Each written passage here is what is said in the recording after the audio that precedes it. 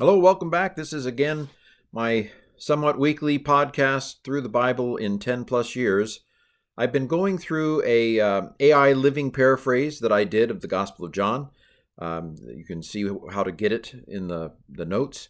But I started a couple weeks ago with John chapter 1. How did I do this? First of all, I asked ChatGPT to do a easy to read translation / paraphrase of the Gospel of John. Now, that's probably not a translation. The way artificial intelligence works is it kind of predicts what the most likely next word would be based upon all the data that's out there. So it's a hodgepodge, really. But it does, it tried to bring the reading level down. I think at one point I put 13. At one point I put a 5-year-old. I experimented with different things. But then, of course, I didn't leave it there. I often didn't like what it came up with. So I paraphrased the rest with an eye to a little bit of the Greek and a little bit of some formal equivalence translations, kind of eyeballed it.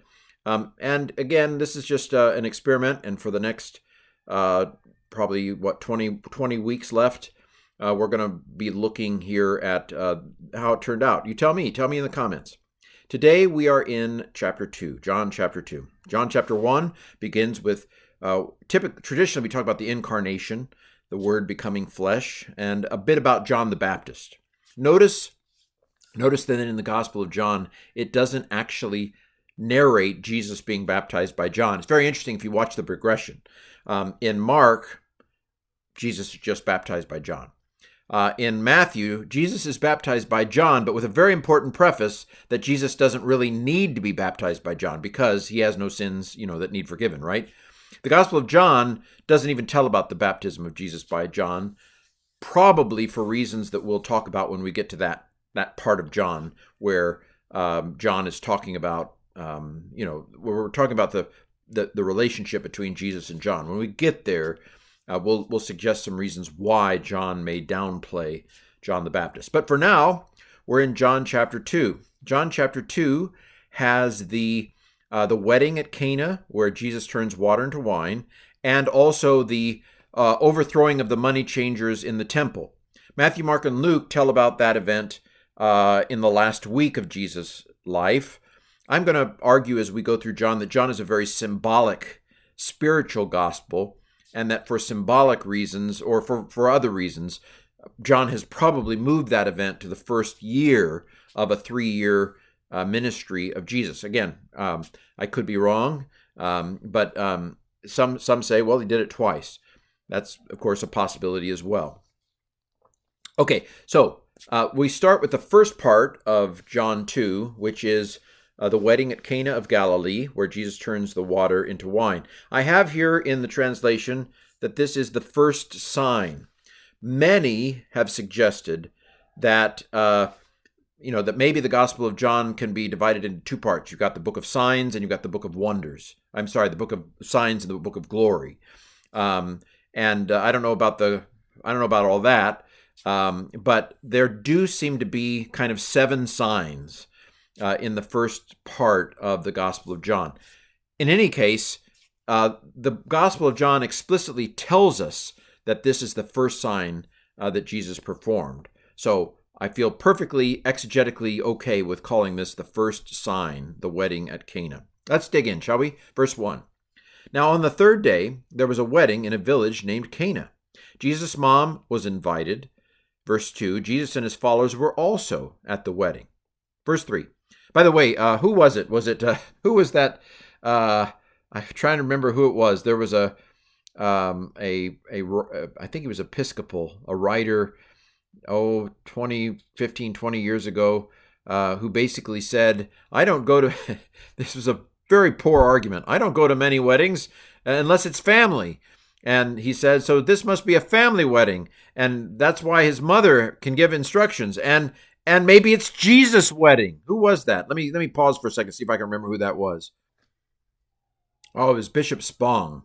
Again, there's nothing here that suggests anything like that this is Jesus' wedding. I can't disprove it, of course, but it's a completely highly way out of the blue speculative kind of thing.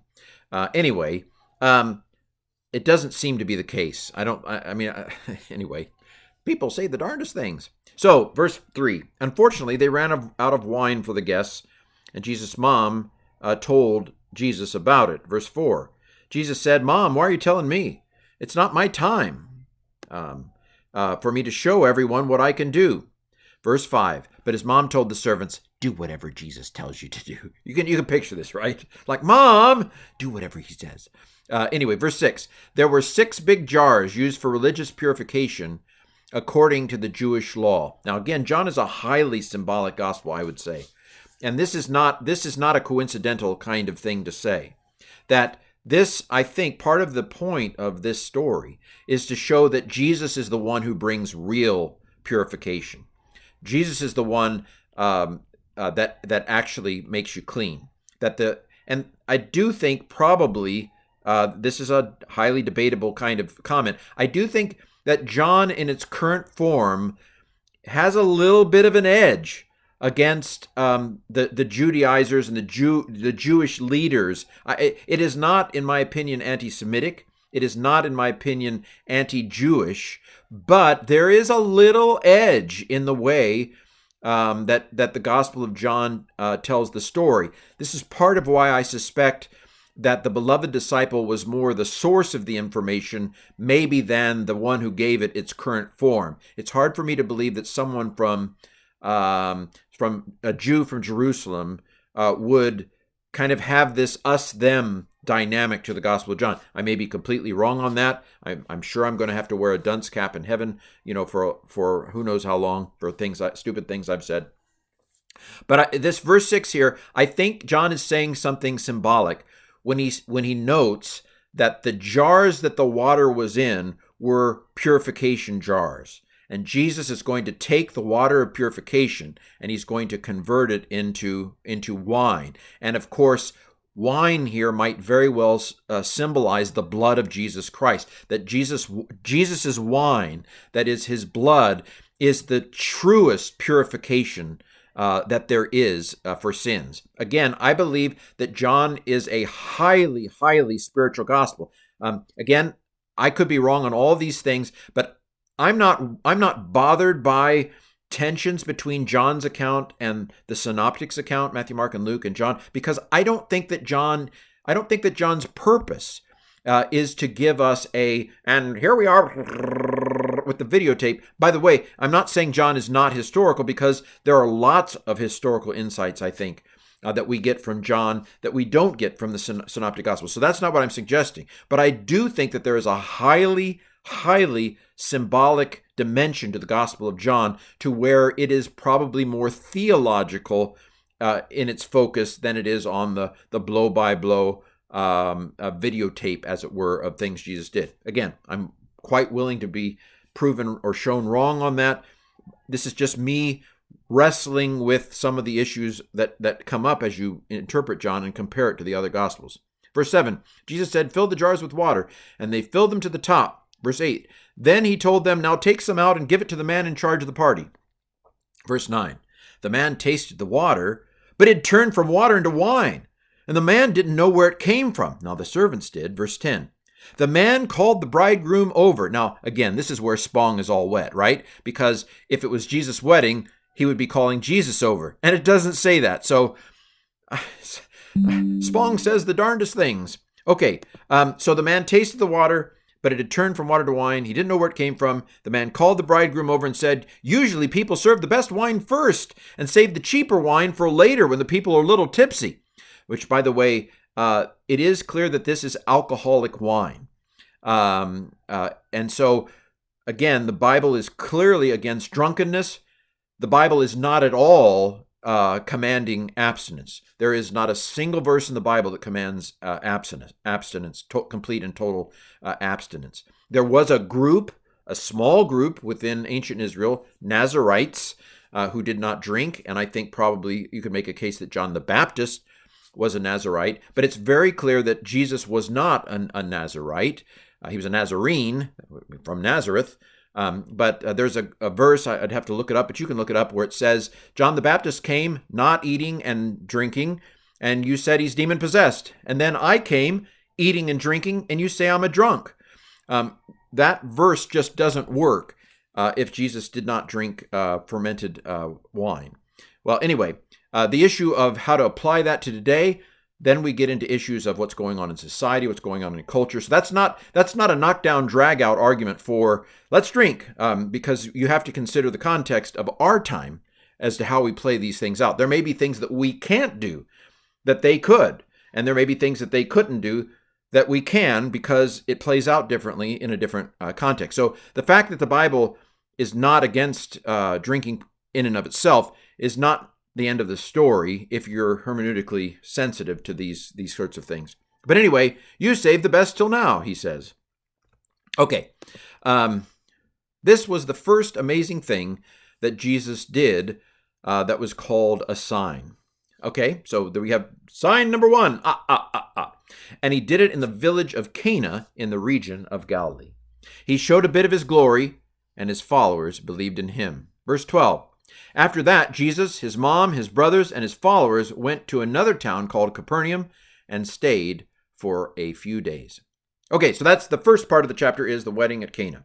Now, the second part of the chapter is the purifying of the temple. And notice the way I've titled this, purifying the temple. These things are next to each other. He takes water of purification and makes it pure by his blood, the wine. Now here, he's going to purify the temple. And again, you can decide whether you think this is a second, because even the 3 years, I mean, we traditionally say that Jesus ministered for 3 years. That's because of the way that the Gospel of John is structured, Passover 1, Passover 2, Passover 3.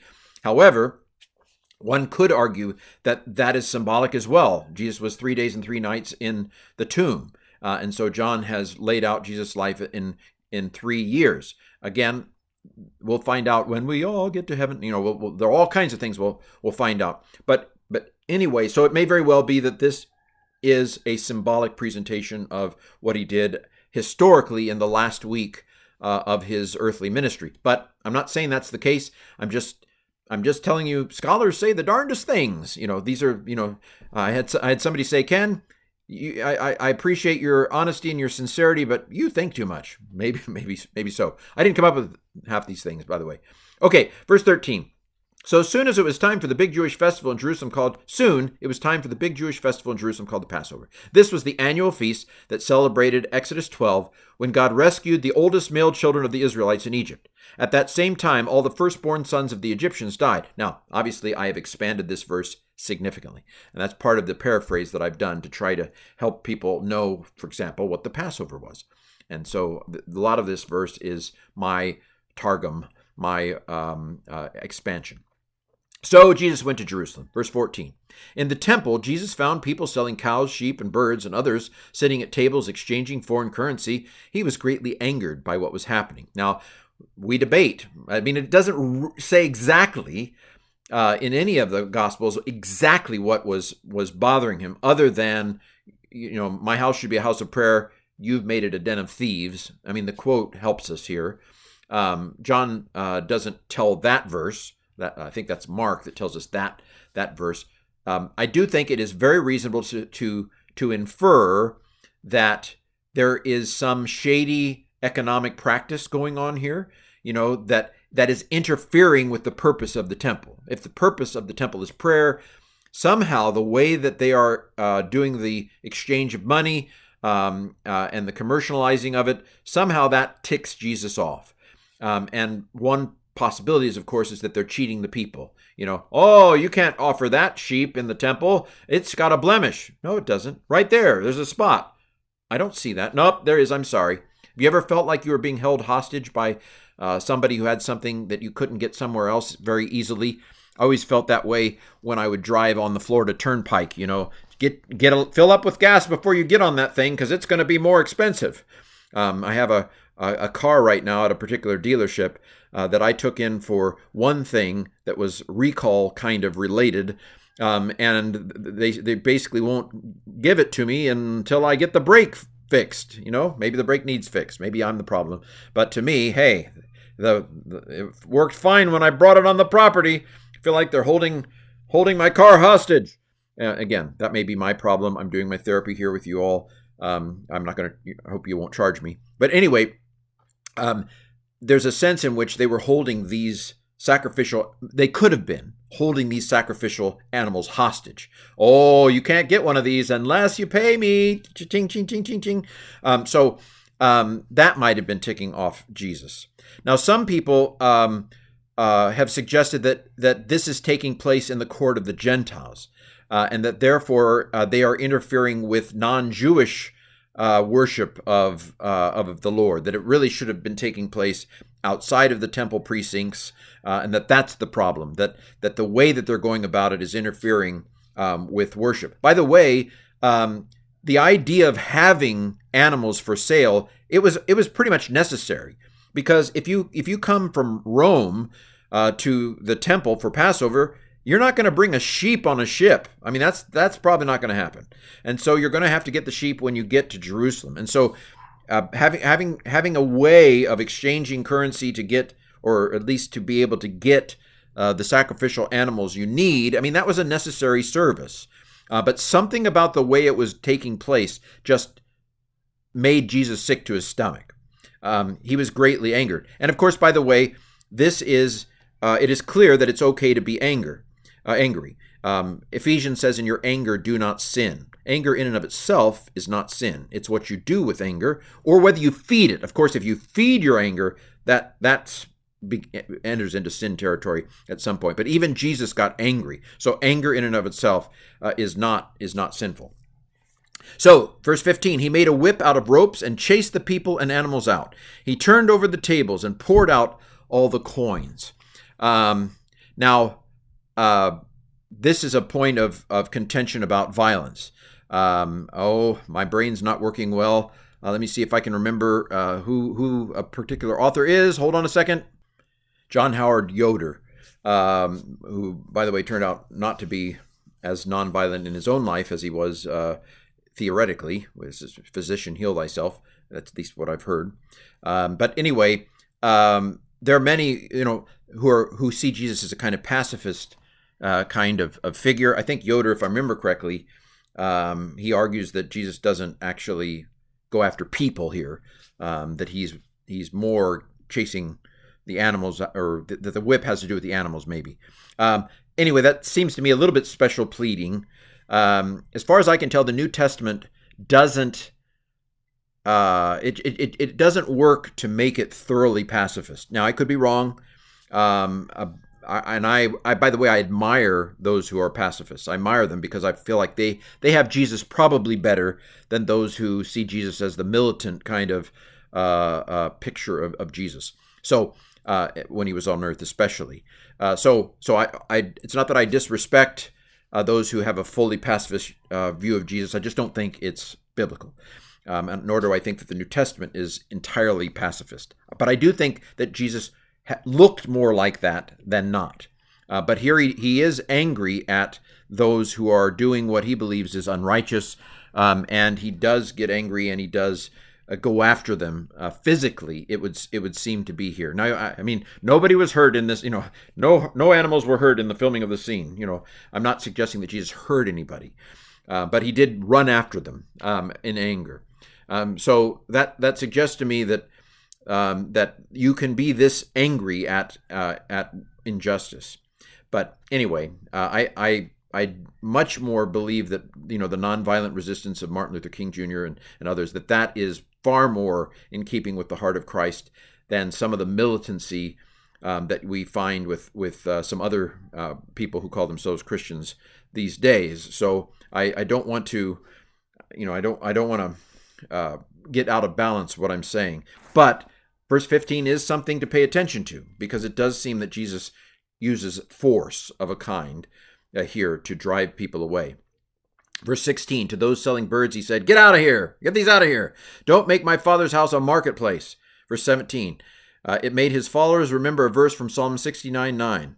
I'm eaten up with passion about your house. Notice that in this AI translation or paraphrase of John, I have used red letters for Jesus, and I've used blue letters for quotes from the Old Testament. And I've told you what the quotes are. That's part of what I've done distinctively. Exodus 12, Psalm 69, kind of getting you more in touch with where it's being quoted from, and not just this kind of quote out of the blue that maybe one day before I die I'll go look up. Verse 18, the Jewish leaders asked, "What sign can you show us for doing this?" I mean, well, what authority do you have to do this? And verse 19, Jesus said, "Destroy this temple, and in 3 days I'll raise it up." Now, of course, he's talking about himself, right? He's not talking about the physical temple.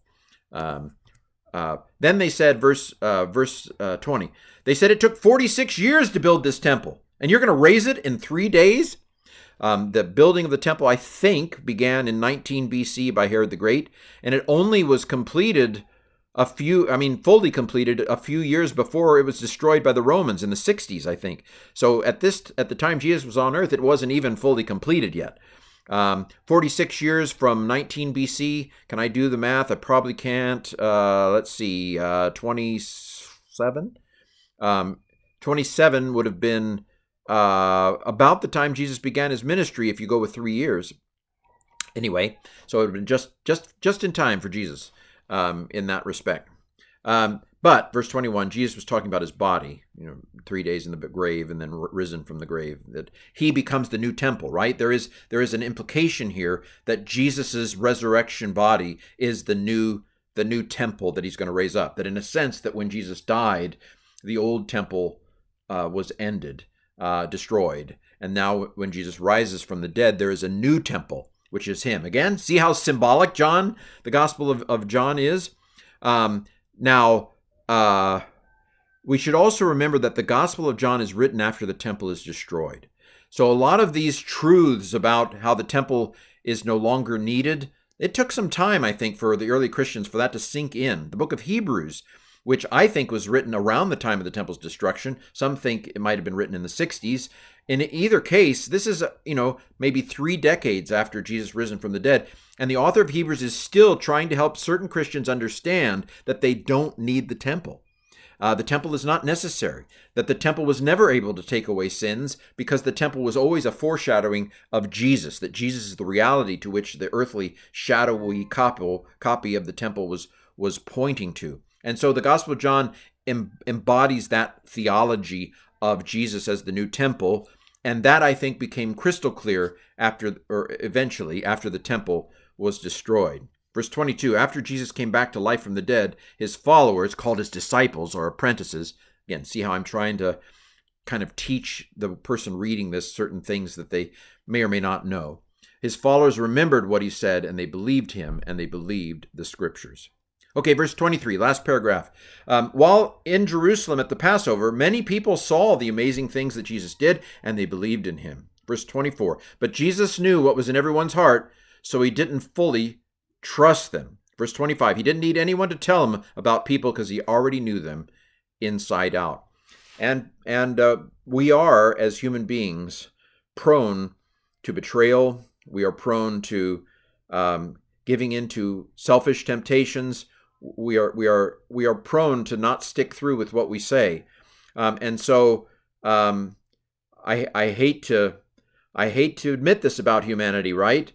But Jesus, of course, Jesus is not paranoid because he knows. But there is a reason to be very careful as we proceed through our life in the world, because we should know what's in humanity. We should know that humanity is capable of the worst betrayals, as of course Judas himself will demonstrate as we get a little bit further on. I will say that the Gospel of John, last comment on today's podcast, the Gospel of John probably, so if you've got a spectrum of Christology where we see more the humanity of Jesus on one end of the spectrum, and we see more the divinity of Jesus on the other end of the spectrum, I would say the Gospel of John definitely shows us more of the divinity of Jesus, whereas the Gospel of Mark and others show us more, perhaps, of the humanity of Jesus.